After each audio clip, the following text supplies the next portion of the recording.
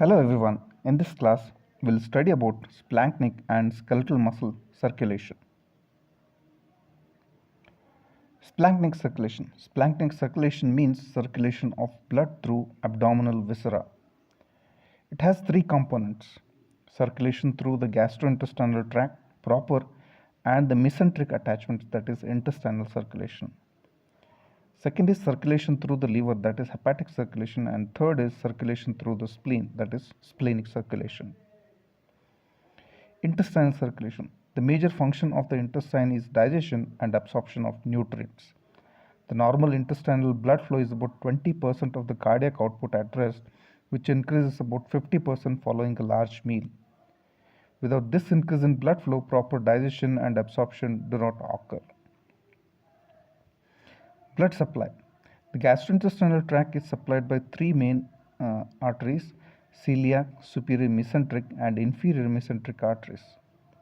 Superior mesenteric artery is the largest branch of the aorta that carries more than 10% of the cardiac output and supplies many parts of the small and large intestine.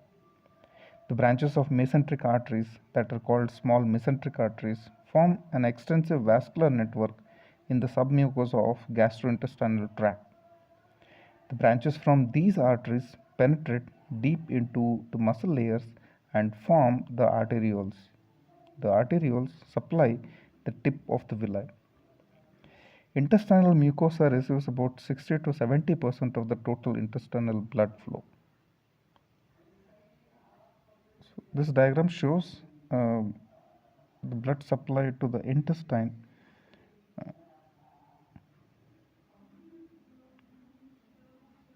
Venous drainage.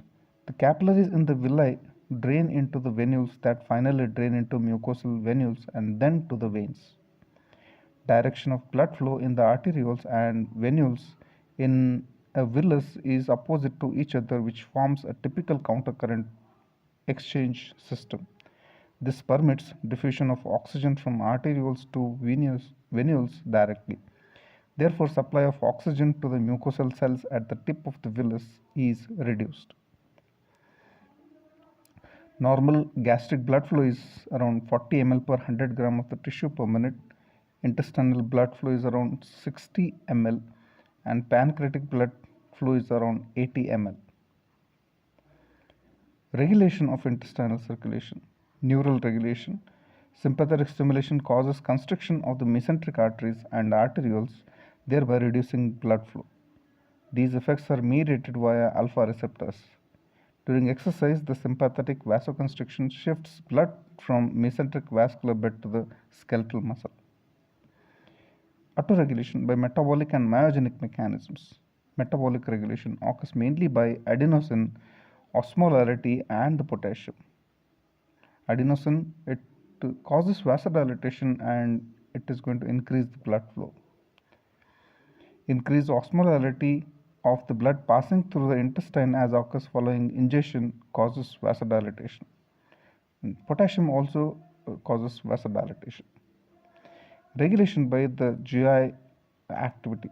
GI blood flow increases with increase in the GI activity as occurs during digestion of the food. Increased absorption of the food also affects the intestinal blood flow. Several products of digestion like chyme, glucose, fatty acids are potent vasodilators. Functional hyperemia. Gastrointestinal blood flow increases by food intake, which is partly due to the secretion of gastrointestinal hormones like gastrin, cholecystokinin, and partly the products of digestion. Increased blood flow helps in digestion and absorption of food, which is called as functional hyperemia. Hepatic circulation. Liver is an important visceral organ as it performs major metabolic activities of the body. Liver requires adequate blood supply to carry out its routine functions. Hence, the blood flow is more to liver, and hepatic blood flow constitutes around or about 28% of the cardiac output. The blood flow to the liver is derived from two sources. One is portal vein and another one is hepatic artery. Portal vein provides about 75% of the blood flow to the liver, as the blood has already passed through the capillary bed of GI tract oxygen has already been extracted once the oxygen concentration is less here. The hepatic artery provides 25% of the total blood to the liver. It is fully saturated with oxygen. Therefore, oxygen utilized by the liver is primarily derived from the hepatic arterial blood. Normal blood flow is 58 ml per 100 gram per minute, and it is about 28% of the cardiac output. So this diagram shows the hepatic circulation where uh, it gets arterial and blood from the portal vein. The portal vein is formed by the venules of the intestine, and the splenic circulation and the gastric circulation. Whereas through the hepatic artery, it is going to receive oxygenated blood. Hepatic arterial regulation of the hepatic blood flow. Hepatic arterial buffer response. Alteration in hepatic arterial blood flow occurs reciprocally with the portal venous blood flow. It compensates for change in the portal blood flow. Neural regulation. Both hepatic artery and portal vein are innervated by sympathetic vasoconstrictor fibers. And metabolic regulation is also seen in hepatic blood flow. With increased hepatic activity, the accumulated metabolites like carbon dioxide and hydrogen ions cause vasodilatation and increase hepatic arterial blood flow. There can be autoregulation. The portal venous system does not autoregulate its blood flow. However, autoregulation exists for hepatic arterial blood flow. And it is also controlled by regulation of the intestinal activity. The activities of the GI tract increase the blood flow to the liver via portal system. Clinical importance. Liver filters the blood and removes the toxic substances before allowing it to the general circulation. The nutrients absorbed from GI tract pass through the liver and are stored or metabolized according to the need of the body. When central venous pressure is elevated, as occurs in congestive heart failure, the hydrostatic pressure in the vessels of the liver increases. This results in exudation of fluid into liver tissue and causes tender hepatomegaly. This is an important feature of heart failure. Fibrosis of the liver increases hepatic vascular resistance, which increases portal venous pressure, which consequently increases capillary hydrostatic pressure in the splanchnic vascular bed. This results in transduction of the fluid into the abdominal cavity that causes ascites. In portal hypertension, esophageal varices occur, which may rupture and bleed to cause hematemesis. To prevent this, portocaval shunt is performed to decrease the portal venous pressure.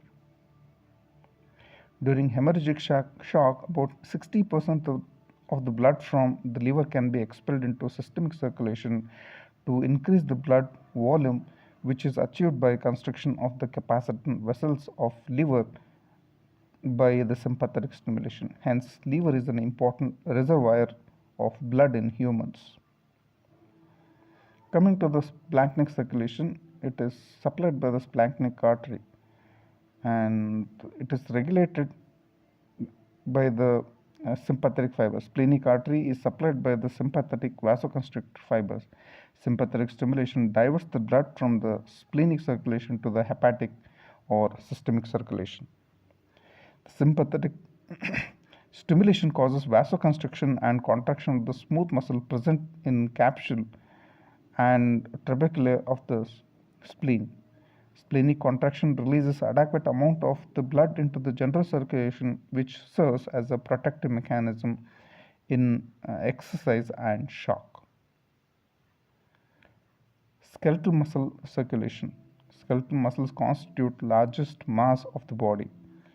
In adult weighing 70 kg, the weight of the skeletal muscle is about 30 kg, that is total 40% of the body weight, whereas the blood supplies only about 15% of the cardiac output. However, resistance offered by the blood vessels of skeletal muscle accounts for 25% of the systemic vascular resistance. Therefore, caliber of skeletal muscle blood vessels contributes significantly to the control of blood pressure. Moreover, circulation of blood through the skeletal muscles depends greatly on the activity of the muscle. Normal blood flow at rest is around 2 to 6 ml per 100 gram per minute, and during exercise it increases 20 to 50 times. The blood supply to the skeletal muscle is derived from the skeletal muscle arteries. One of the important features of this circulation is the presence of large number of arteriovenous thoroughfare channels. These blood vessels short circuit the blood from the arterial side to the venous side by bypassing the capillaries.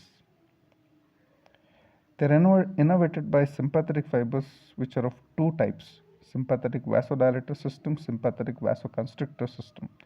Sympathetic fibers supplying the blood vessels of the skeletal muscles are cholinergic. Therefore, stimulation of these fibers results in vasodilatation in sympathetic vasodilator system.